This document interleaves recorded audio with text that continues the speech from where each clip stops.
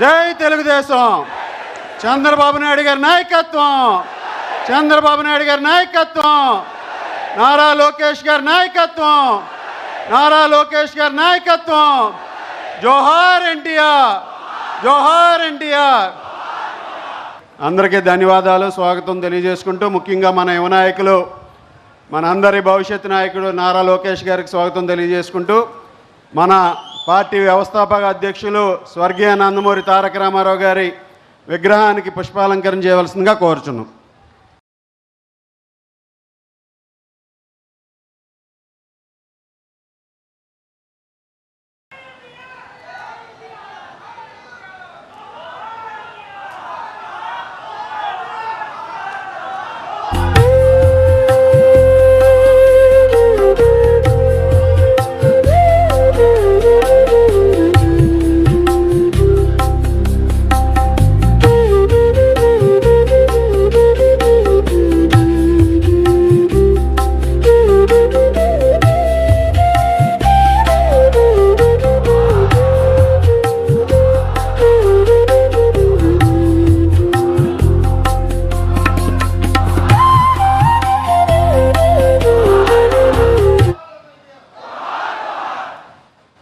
ముందుగా మన విజయనగరం శాసనసభ్యురాలు సోదరి అదితి గజపతిరాజు గారిని వారి సందేశం ఇవ్వాల్సిందిగా కోరుచున్నాం.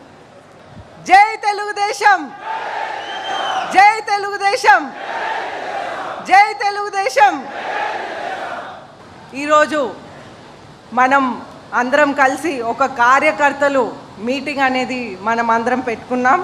చూస్తుంటే ఈరోజు లోకేష్ గారు వర్కింగ్ ప్రెసిడెంట్ అయ్యాక ఫస్ట్ టైం మన విజయనగరం వస్తున్నారు. స్టేజ్ మీద ఉన్నటువంటి మన వర్కింగ్ ప్రెసిడెంట్, అలాగే హ్యూమన్ రిసోర్సెస్ మినిస్టర్, అలాగే IT and real time minister Lokesh గారికి ఈరోజు స్వాగతం పలుకుతూ ఈరోజు మన విజయనగరం క్యాడర్ మీటింగ్కి వచ్చినందుకు ధన్యవాదాలు తెలుపుతా ఉన్నాము.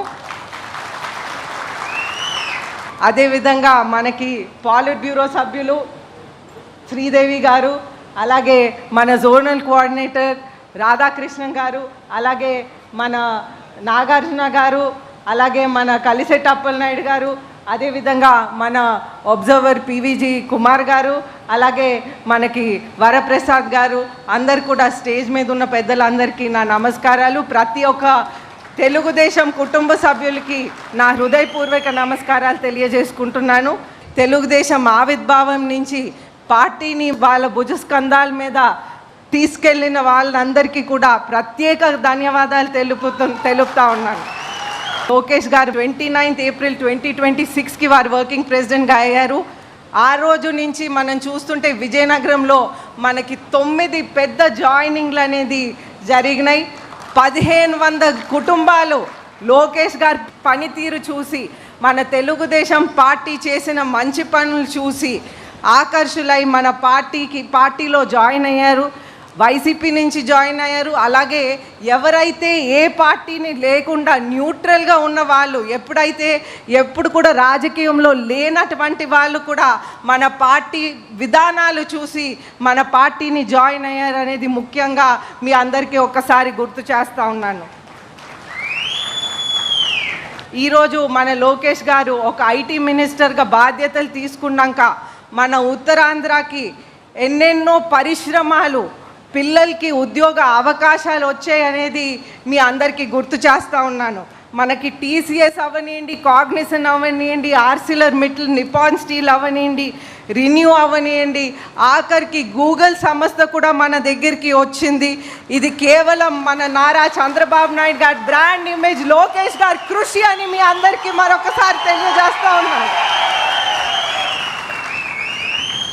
అదేవిధంగా మనం చూసుకుంటే ఒక హ్యూమన్ రిసోర్సెస్ మినిస్టర్గా ఈసారి అసెంబ్లీకి వెళ్ళిన వెంటనే మనకి 4 బిల్లులు కూడా పాస్ చేయటం జరిగింది. అలాగే మనకి పిల్లల కోసం యూనిఫామ్లు అవనివ్వండి, వాళ్ళ సిలబస్ డెప్త్లో కూడా చూడటం జరిగింది. వాళ్ళకి యూనిఫామ్స్ అవనివ్వండి, షూస్ అవనివ్వండి, వాళ్ళకి మిడ్ డే మీల్ స్కీమ్ అవనివ్వండి. అదేవిధంగా మనం చూసుకుంటే మనకి inter first year, second year స్టూడెంట్స్కి కూడా మనకి 3వ నారా చంద్రబాబు నాయుడు గారు ముఖ్యమంత్రి ఉన్నప్పుడు మిడ్ డే మీల్ స్కీమ్ అనేది ఉండేది. ఆ తర్వాత ఆ స్కీమ్ తీసేశారు. అయితే మన లోకేష్ గారు ఎడ్యుకేషన్ మినిస్టర్ అయిన వెంటనే 1 ఇయర్ లోపలే మనకు మిడ్ డే మీల్ స్కీమ్ అనేది డొక్క సీతమ్మ పథకం ద్వారా మనం పిల్లలకి అందిస్తున్నాం అనేది ముఖ్యంగా మీ అందరికీ ఒకసారి గుర్తు చేస్తూ ఉన్నాను. మన విజయనగరంలో ఏవియేషన్ అనేది మీ అందరికీ తెలుసు, రీసెంట్గా భోగాపురం ఎయిర్పోర్ట్ ఓపెన్ అయింది. అయితే ఈ ఏవియేషన్ ఏరియాని కూడా ఒక హబ్గా తీర్చిదిద్దటానికి వారు ఒక ఏవియేషన్ ఎడ్యూసిటీని ప్లాన్ చేశారు. అయితే దీనికోసం ప్రత్యేకంగా మన మాన్సాస్ చైర్మన్ పూసపాటి అశోక్ గజపతి రాజు గారు 136 ఏకర్స్ అనేది అందజేశారు. అలాగే డిజిటల్ గవర్నెన్స్లో మనం ప్రత్యేకంగా వాట్సాప్ గవర్నెన్స్ మొదలు పెట్టాం. అయితే ఈ వాట్సాప్ గవర్నెన్స్ ద్వారా ఎవ్వరు కూడా ఒక గవర్నమెంట్ ఆఫీస్కి వెళ్ళని అవసరం లేదు. డైరెక్ట్గా వాళ్ళ ఫోన్లో టైప్ చేస్తే ఒక కాస్ట్ సర్టిఫికెట్ అవనివ్వండి, అటువంటి అన్ని రకాల సర్టిఫికెట్ కూడా వాళ్ళకు ఫోన్లోనే వారికి వెంటనే వచ్చేస్తుంది అనేది ముఖ్యంగా మీ అందరికీ గుర్తు చేస్తూ ఉన్నాను. అయితే మన లోకేష్ గారు ఒక లీడర్గా ఉన్నారు. నెక్స్ట్ మన ఫ్యూచర్ అంతా కూడా మన పార్టీ ఎలాగైతే మన నందమూరి తారక రామారావు గారి టైం నుంచి మనం ప్రత్యేకంగా ఆ రోజు బీసీలని ఆదుకున్నాం. ఈరోజు మొన్న కూడా మనం అసెంబ్లీలో బీసీ చట్టం అనేది ప్రత్యేకంగా మనం తీసుకొచ్చి 34% రిజర్వేషన్ అనేది బీసీల కోసం మన తెలుగుదేశం పార్టీ అందిస్తున్నాము. అయితే నందమూరి తారక రామారావు గారి టైం నుంచి ఆ రోజుల్లో ఎప్పుడైతే 30 రూపాయలు పెన్షన్ మొదలు పెట్టారో ఆ తర్వాత నారా చంద్రబాబు నాయుడు గారి టైంలో అది మెల్లిమెల్లిగా పెరుగుతూ ఈరోజు 4,000 రూపాయలు ఇస్తున్నాం. మనం అందరం కలిసి కుటుంబ సభ్యులుగా వారి బాధ్యతలు పెంచుతూ ఉన్నాము. అయితే ఇప్పుడు వారి సందేశం వినిపించాలని నేను కోరుకుంటా సెలవు తీసుకుంటాను. జై తెలుగుదేశం, జై జై తెలుగుదేశం. అతిథి గజపతిరాజు గారికి ధన్యవాదాలు తెలియజేసుకుంటూ, తెలుగుదేశం పార్టీ అంటే కార్యకర్త అంటే తెలుగుదేశం పార్టీ. ఎంతోమంది కార్యకర్తల్ని నాయకులుగా చేసి ప్రజాప్రతినిధులుగా చేసినటువంటి పార్టీ తెలుగుదేశం పార్టీ. ఈరోజు అందులో మన పార్లమెంట్ సభ్యులు అప్పలనాయుడు గారిని కూడా ఒక కార్యకర్త స్థాయి నుంచి పార్లమెంటుకి పంపి ఈరోజు సైకిల్ మీద పార్లమెంటుకి వెళ్ళేటటువంటి నాయకుడిగా అవకాశం కల్పించినటువంటి పార్టీ తెలుగుదేశం పార్టీ. ఈరోజు మన పార్లమెంట్ సభ్యులు అప్పలనాయుడు గారిని వారి సందేశం ఇవ్వాల్సిందిగా బ్రీఫ్గా కోరుకుంటున్నాను.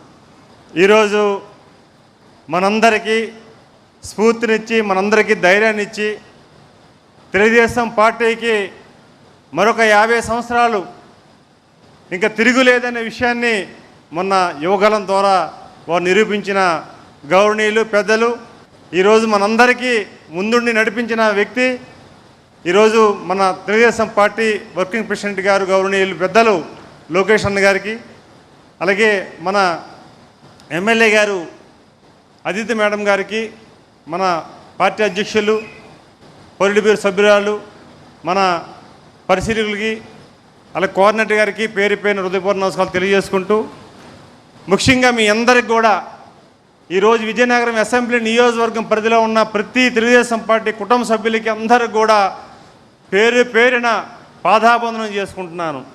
అన్నగారు విషయం మీకు చాలా సందర్భాల్లో మనం కలిసినప్పుడు మాట్లాడుకున్నా కానీ చాలామంది వచ్చారు కనుక ఒక మాట చెప్పాలి. ఒక సామాన్య కార్యకర్త అనే భావన నుంచి, అంటే ఆ సామాన్య కార్యకర్త అనే వర్డ్ యాక్చువల్ నాకు ప్రసంగం నేను అనుకోలేదు, కానీ అనేటప్పుడు నాకు ఏ రాష్ట్ర నలుమూలైనా సరే ఈరోజు మెంబర్ ఆఫ్ పార్లమెంట్ అని కంటే ఈరోజు ఒక కార్యకర్త అనే గుర్తింపు అది జీవితాంతం లోకేష్ అన్న గారికి, మన జాతీయ అధ్యక్షుల వారికి, చంద్రబాబు నాయుడు గారికి ఖచ్చితంగా నేను రుణపడి ఉండవలసిన అవసరం ఉంది. ఈరోజు దేశంలో కానీ, మన రాష్ట్రంలో కానీ, మన పార్లమెంట్లో కానీ, మన ప్రాంతంలో కానీ ఎక్కడ కనిపించినా మా కుటుంబ సభ్యుడని అందరూ హక్కును చేర్చుకొని తీసుకున్న విషయం కూడా మనం గుర్తుపెట్టుకోవాలి. అలాంటి పార్టీలో నేను ఒక కార్యకర్తగా ప్రారంభమై ఈరోజు మెంబర్ ఆఫ్ పార్లమెంట్గా జాతీయ పార్టీ కమిటీలో నన్ను కూడా నియమించే అవకాశం రావడం, పార్లమెంట్ పరిధిలో 70,000 మెజారిటీని ఈ విజయనగరం అసెంబ్లీ ఇచ్చిందంటే ఇది కేవలం తెలుగుదేశం పార్టీ పట్ల, పూసపాటి అశోక్ గజపతి గారి వారి పట్ల, ఆ కుటుంబం పట్ల ఖచ్చితంగా ఆ నమ్మకంతో మీరు అవకాశం ఇప్పించారు. అవకాశాన్ని ఒక్క రోజు కూడా, ఒక్క నిమిషం కూడా సద్వినియోగం చేసుకొని ముందుకెళ్తున్న విషయం కూడా మీరు తెలియజేసుకుంటూ ఈరోజు లోకేష్ అన్న గారికి మనస్ఫూర్తిగా మరొకసారి ధన్యవాదాలు చెప్పుకోవాలి. ఎందుకంటే ఈరోజు నేను హెచ్ఆర్ల ఎమ్మెల్యేగా పోటీ చేస్తామని ప్రయత్నం చేసే సందర్భాల్లో అది బీజేపీకి వెళ్ళేటప్పుడు మనం మాట్లాడుకున్నాం. అంటే ఒక కార్యకర్తకి, పార్టీకి నమ్మిన కార్యకర్తకి ఎలాంటి భరోసా ఇస్తారో ఒక సంఘటన మీకు చెప్తున్నాను. ఆయన పాదయాత్రలు కలిసినప్పుడు చెప్పారు, అన్న నువ్వు పని చేస్తున్నావు, ఖచ్చితంగా న్యాయం జరుగుతుంది, నువ్వు చూస్తానని. ఆ రోజు బీజేపీకి వెళ్ళేటప్పుడు మా వాళ్ళందరూ కూడా కలత చెందారు. కానీ అన్న ఆ రోజు రాత్రి అర్ధరాత్రి 2 గంటల వరకు మన జాతీయ అధ్యక్షులతో నిద్రలేని రాత్రి గడిపి నాకు అవకాశం కల్పించారు. వారికి మీ సమక్షంలో మనస్ఫూర్తిగా మరొకసారి ధన్యవాదాలు తెలియజేసుకుంటూ థ్యాంక్ యూ ఆల్. జై హింద్, జై తెలుగుదేశం. ఎంపీ గారికి ధన్యవాదాలు తెలియజేసుకుంటూ ఈరోజు వేదిక మీద ఆశీస్సులైనటువంటి జిల్లా పార్టీ అధ్యక్షులు నాగార్జున గారికి, పాలిట్ బ్యూరో సభ్యురాలు శ్రీమతి శ్రీదేవి గారికి, అదేవిధంగా నియోజకవర్గ అబ్జర్వర్ గారు, అలాగే జిల్లా ప్రధాన కార్యదర్శి ప్రసాద్ గారు, అబ్జర్వర్ గారు పిజివి నాయుడు గారికి అందరికీ కూడా ధన్యవాదాలు తెలియజేసుకుంటూ ఈరోజు మనందరం కూడా చూసాం, స్టాన్ఫర్డ్ కాలేజీలో చదువుకొని ప్రపంచ స్థాయి విజన్ని అర్థం చేసుకుని ఈరోజు గౌరవ ముఖ్యమంత్రి నారా చంద్రబాబు నాయుడు గారి ఆలోచనలకు అనుగుణంగా తాతగారి పట్టుదల, నాన్నగారి ఆలోచనల్ని ముందుకు తీసుకువెళ్తూ తెలుగుదేశం పార్టీలో తనదైనటువంటి శైలిలో, ముఖ్యంగా ప్రతిపక్షంలో ఉన్నప్పుడు ఈ రాష్ట్ర ప్రజలకి అండగా ఉన్నానని అన్ని వర్గాల ప్రజల్ని కూడా కలిసి వారి బాధలు విని అధికారంలోకి వస్తే మేము ఇది చేస్తామని స్పష్టమైనటువంటి హామీ ఇచ్చి ఆ హామీలను అమలు చేయడానికి ఒక వేదిక యువగలం పాదయాత్ర 3200 కిలోమీటర్ల పైగా ఈ రాష్ట్రంలో పాదయాత్ర చేసి ఆ రోజు ఉన్నటువంటి దుర్మార్గమైనటువంటి రాజకీయాలలో, దుర్మార్గమైనటువంటి అణిచివేతల్లో ఉన్నటువంటి కష్టాల్లో ఉన్నటువంటి ప్రజలకి, ముఖ్యంగా తెలుగుదేశం పార్టీ కార్యకర్తలకి నేను ఉన్నానని ఒక భరోసా కల్పించినటువంటి నాయకులు లోకేష్ గారు. ఈరోజు కార్యకర్తనే అధినేతగా చేసినటువంటి నాయకులు లోకేష్ గారు. కార్యకర్త అధినేత అని మొట్టమొదటిగా చెప్పి ప్రతి కార్యకర్తకి కూడా ఈరోజు ఒక గర్వకారణంగా నిలిచినటువంటి నాయకులు లోకేష్ గారు. గత ప్రభుత్వంలో పంచాయతీరాజ్ శాఖ మంత్రులుగా ఈ రాష్ట్రంలో అత్యధికమైనటువంటి సిమెంట్ రోడ్ల నిర్మాణంలో తన పాత్ర, ఈరోజు మరలా విద్యాశాఖ మంత్రులుగా మెగా డిఎస్సిని అమలు చేసి ఈరోజు వైఎస్ఆర్ కాంగ్రెస్ పార్టీ ఉందో దుర్మార్గమైనటువంటి కేసులు 150 కేసులు పైగా కోర్టుల్లో వేస్తే వాటన్నిటినీ కూడా అధిగమించి నోటిఫికేషన్ ఇచ్చినప్పటి నుంచి కూడా ఇంటర్వ్యూలు అయ్యి వారికి ఆఫర్ లెటర్లు చంద్రబాబు నాయుడు గారి చేతుల మీదుగా ఇప్పించేటంత వరకు కూడా 16,354 మంది కుటుంబాలకి ఈరోజు అటువంటి యువతకి లోకేష్ గారు డిఎస్సిని నిర్వహించి పూర్తి చేసి నిరుద్యోగ యువతకి అండగా నిలబడి